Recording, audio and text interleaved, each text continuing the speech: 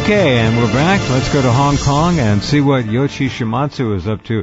You've been watching the headlines and following things as well as anybody on the planet, Yoichi. The plant itself, I made this point last half hour with Michael Collins, is, as you know, and most of our listeners know by now, built on fill. Now, as the wetness factor continues in that soil to increase, the soil subsides. It becomes less stable. It dries out. They are pouring so much water on those reactors, and where is it going? Into the ground. It's not going directly into the ocean. Oh, it makes its way there, but it's going into the ground. So the ground itself, the foundation upon which this wrecked, destroyed plant sits upon, is beginning to turn into, well, it's kind of a very dry oatmeal, if you will. But it could liquefy at almost any time with another 7.0 earthquake. And those buildings could come tumbling down with their spent fuel pools 3 and 4, 5 stories up off the ground. Kaboom! They hit the ground, they go critical. It's over, folks. The corium, having no trouble at all now, having passed through the containment, Yoichi, as you well know, going straight down through this very soft, wet fill. Nothing's whole. It's not like it's built on granite or some other kind of very difficult rock to get through. The whole thing is a catastrophe. And when TEPCO finally said a week ago, we need world help, well, it's a little damn late, like 2.5 years late. Anyway, welcome back, friend. How are you? Well, thank you. Yeah, I'm in Hong Kong. Just got back from Malaysia. You know, the odd thing is the Japanese government seems to be putting much more effort into exporting nuclear plants.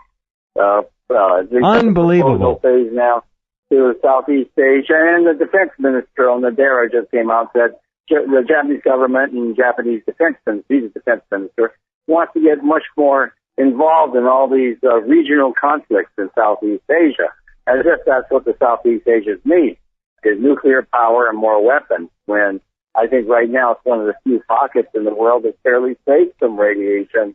They want to kill this off. And this is a zone where a lot of Japanese businesses, Japanese people are actually moving to for safety reasons. These people, I tell you, I guess, is pursue and hunt down any survivors and make sure nothing is survivable anymore. And what you say about Fukushima is absolutely right. While it's built on a bluff above the sea, I mean, not that far above the sea, maybe, 40 feet or something. What it is, it's all sandstone composite. It's like gravel and sand that just sort of was geologically stuck together. It's not very hard rock. And that's right. It does crumble there. And oatmeal is a wonderful description of it. When it does get wet, it not only gets soft and mushy, but it also, that composite starts to break down. You know, the acids in the water tend to break down that sort of very loose cement of rocks and stones. So the place is crumbling.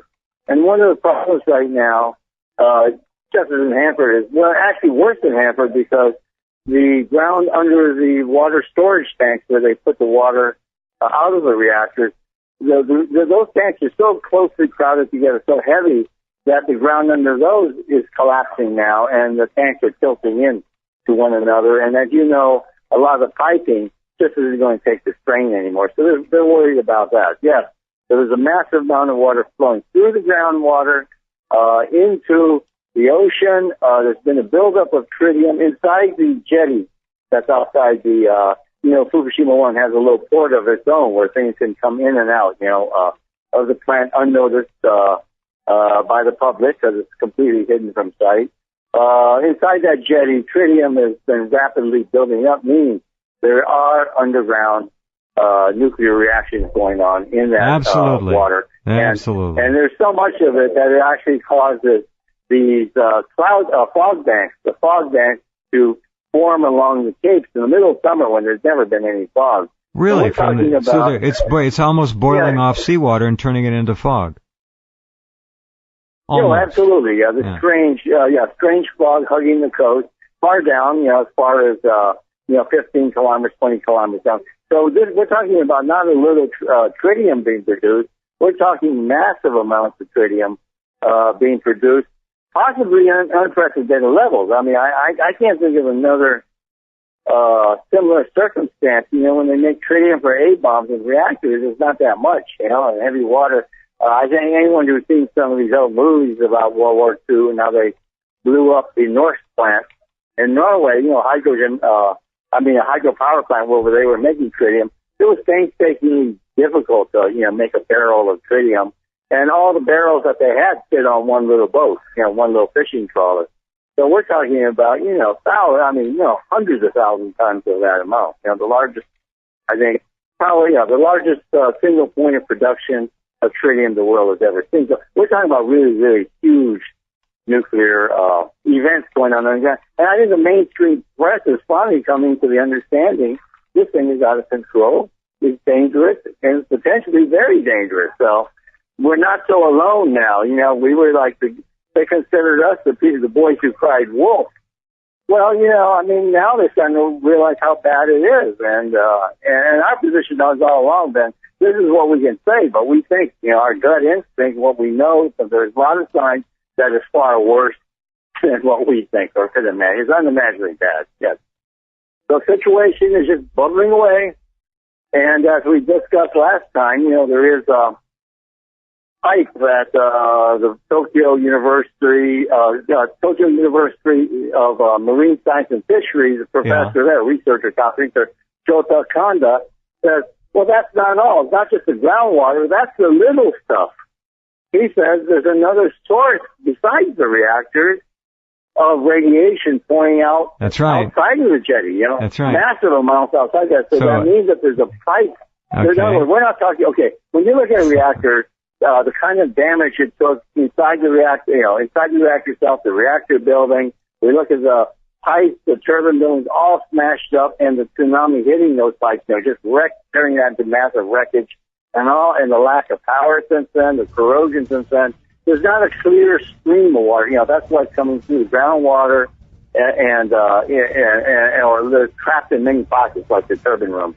Well, he's saying there's another source. This is a top researcher there who's got clear data showing that the tritium levels are high inside that jetty, but we're talking about just pure nucleotide, uranium and plutonium being massively high outside the jetty, further from the plant, directly in the Pacific, which means there is a drainage pipe, basically, that's still intact, pushing out very, very powerful nucleotides from very enriched plutonium and uranium from some other underground source in Fukushima 1.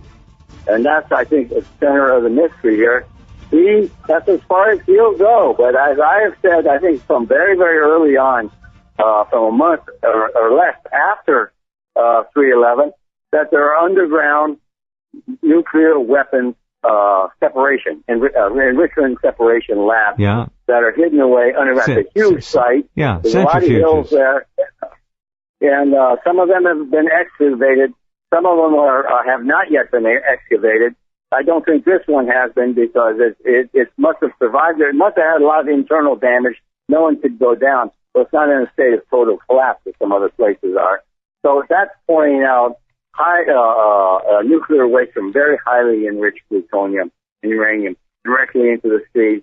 And he said this one is, thousands of times more radioactive than the groundwater. So we're talking about some ultimate dangers here. And if you've got that much, war-grade material stored in a destroyed lab, which maybe have been involved in separation, which people cannot get into now, which they're desperately trying to dig out, because there's thousands of workers. You got to understand, there are like thousands and thousands of workers. Highway 6 is packed with cars, buses, trucks coming in and out of the plant, and yet around the reactors, you're lucky to see one or two guys. What are those thousands of workers doing inside the plant? There's a huge mystery there, and it's been so secretive. After they dealt with other secret sites, they moved them into Fukushima 2. They moved them away from Iwaki City up north. This is how secret this work is done. There's a massive amount of work going on in Fukushima. It has nothing to do with the decommissioning of the reactor. Thousands of men are engaged in a super secret project of trying to dig out equipment, trying to dig out massive contamination, and there's been trucks going out of there just endlessly with high level nuclear waste. On both trucks and on trains. Massive secret, and this is what this professor is referring to when he means there's another source of high levels of radiation going out into the Pacific, basically unfettered. It's not just leaking out, it's pouring out, it's draining out. So there's other things going on in the plant that there's not been one word of mention by the TEPCO or the Japanese government or the Japanese military for that matter. So we're talking about something other than what was happening at Chernobyl. Okay. This is since you brought up Chernobyl, let's make the point clear. This so far eclipses Chernobyl. It's not even funny. Anybody trying to compare the two now is really out of it. Yeah, I wish that was really ridiculous on their part to do that, because we're now in a position of having to, we understand, we forgive you. At the time we were saying this is going way past Chernobyl in the early stages, right there at March 15th. We're going past that. We're not talking about a single reactor. We're talking about a complex of reactors and other facilities really taking massive hits and releasing directly into not just the sky around Chernobyl, an arid area, but into the ocean and into the vapor, into the clouds, into the jet stream. Nothing like Chernobyl, which contaminated a large area of central and northern Europe, but nothing like Fukushima, which has just basically wiped out the ozone layer in the Arctic, has been killing all sorts of life forms around the Pacific, which threatens to basically end the Pacific as a source of life and food. I think it's already ended. Possibly forever. To the end of life. Until life no longer exists on this planet. We may have created the first really dead ocean. So this is very, very serious. We cannot underestimate. And I think it is now really time for the Japanese government to fess up to what they've been doing. They've been talking about nuclear weapons capability. They've been talking about nuclear deterrence.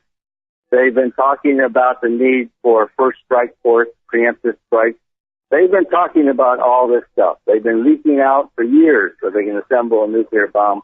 It's time for them to tell us what really has been happening at Fukushima, how much highly enriched material is there, not as fuel rods, but as warhead material. Sure. How much bomb of the material coolant for that is being pumped out right now as we speak. Tons, many tons, 10 tons a minute or something like that, or not a minute. We're talking about 10 tons a second, into the Pacific Ocean to finally tell us the truth.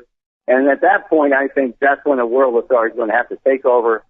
The IEA is going to have to face the bullets. There's going to have to be a lot of changes. First of all, you got to get rid of the Japanese head of the IEA, Mr. Amano, and they're going to have to put in a serious team whose job is to investigate. And because they're going to have to investigate before they try to tackle this thing. Otherwise, thousands of people will die. They're going to be walking into a trap. We have no idea how many workers have died. We've discussed this. So the situation is critical, very serious, and the people on the advisory committee, Nuclear Regulatory Commission, have come out in agreement with me that there's a danger of a fusion fission reaction. The tritium poses a danger of another massive explosion, which will then put this place totally. In which everything inside, everybody inside will be killed, and there could be a chain reaction across Japan, in which basically Japan will become totally uninhabitable, and many of the regions around it in the Pacific will be gone. And large parts of North America probably will have to be evacuated, including most of California and the northern tier of the United States. That's the danger we face today. And it's not a joke, because this committee is already talking about, the high-ranking committee, worried now about another massive explosion as a warning, which is technically feasible. I'm pointing that out. So anyway, the situation is so... Every day, every hour, the nuclear flux that's being directed at these steel buildings is degrading that steel. All right? So the plant is getting weaker and weaker and weaker all the time. And it's just a matter before a The word they use is corrosion. Yeah. Exactly. This is the point. The word they use is corrosion. We're not talking about rust. No, it's not rust. Neutron bombardment. Neutron bombardment, massive numbers of reactions, both nuclear and chemical, heat, and the steel itself becoming, elements inside the steel. cobalt and stuff, becoming radioactive and in themselves becoming emitters. Okay, so the tanks themselves become emitters of radiation. So the radiation affects nearly everything it touches. All the seals, they say, the sealant materials, all the resins and all. They said that's just been eaten up. It's been eaten up by the radiation. It's gone.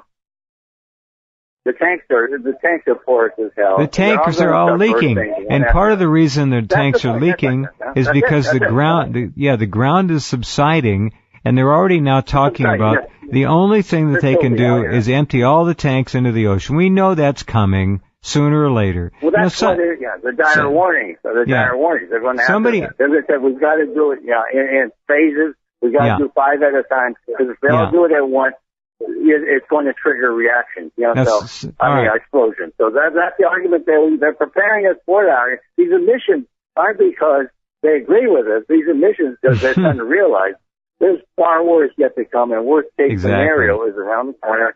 And this means, and no one's talking about fish anymore, huh? I mean, remember they would argue the fish were safety? There's no one. I mean, the people on the coast, remember I told you they would actually catch and eat the fish, but after this fog appeared, they stopped doing that. They're really scared now. They realize this water is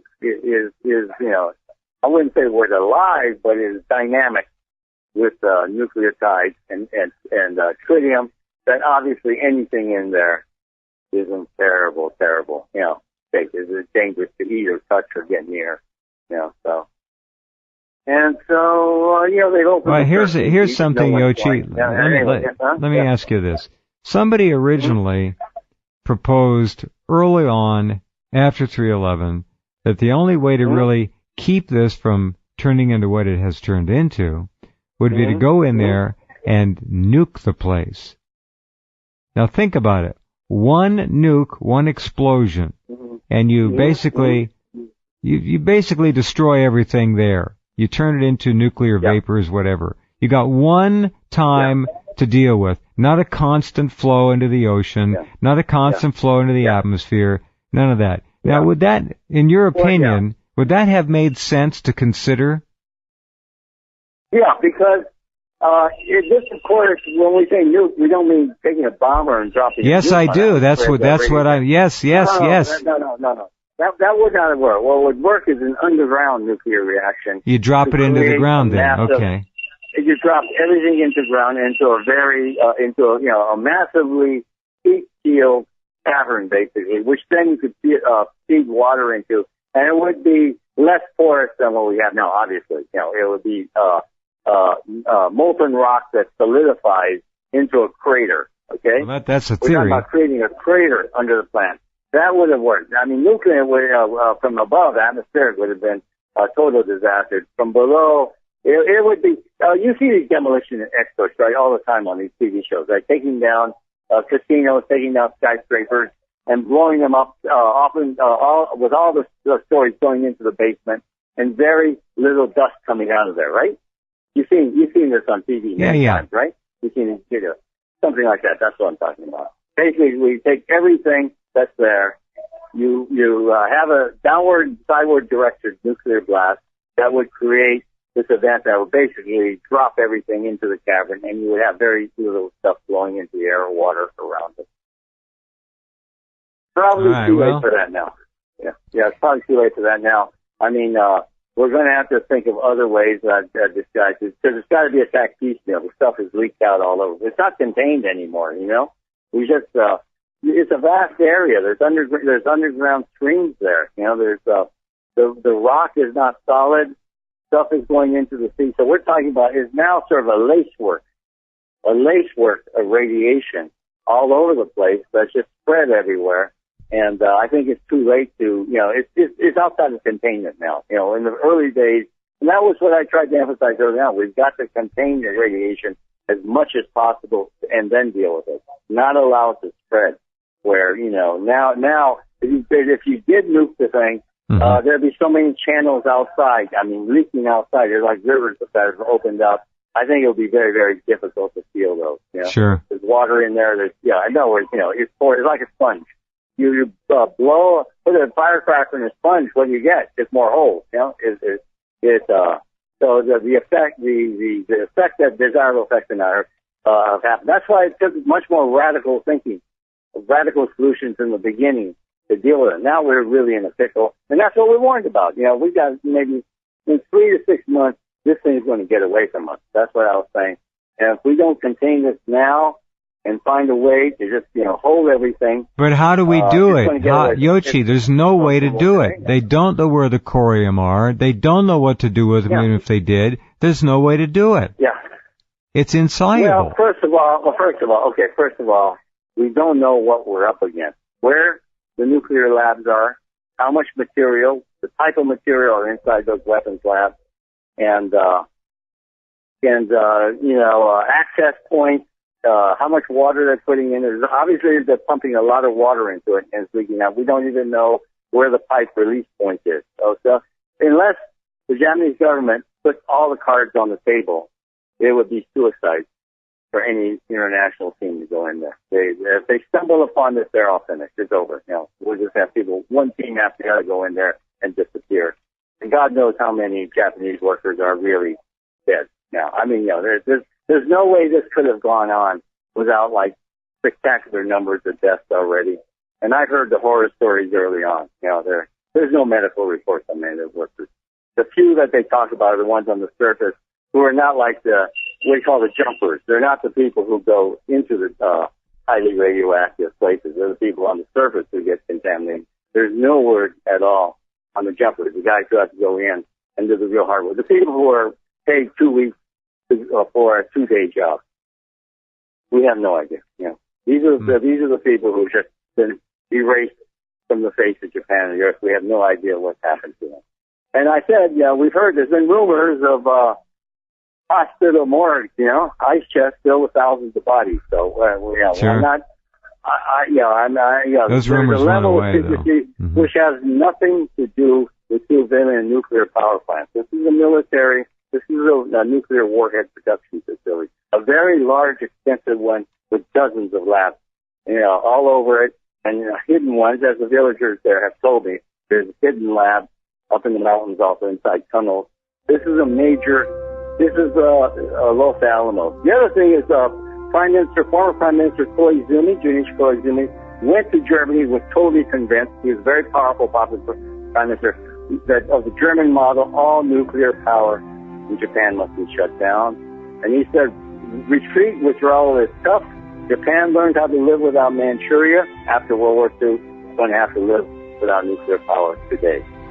Very powerful guys, Toshiba, Hitachi, and Mitsubishi tried to tell him to desist from talking like this. They were with him, but he just rejected them and said, we must shut down now. So that's one of the most popular men in the Liberal Democratic Party. Abe has no chance against a guy of that reputation. Okay, my friend, thank you for the update. We'll check with you next week. This, again, is only going to become worse and worse and worse. It's very sad. Very sad. Take care, Yoshi. Well, it makes the number of moves we can make. It limits the number of moves. You know, when the game reaches checkpoint, and you start losing your major pieces, there's very little maneuverability left, and it's going to have to take some sort of opening, which we don't see yet, to break this thing. Not yet. Break this game back open and bring it under. But it's not in sight right now. All right. Okay. Thanks, Yoshi. All right. Okay, good night. All right, and thanks to you folks for caring. It's all about caring. And we'll be back tomorrow night in 21 hours. Lots of interesting things on tap for you. Talk to you then. Take care. Have a good night's sleep and a great day tomorrow. Be well.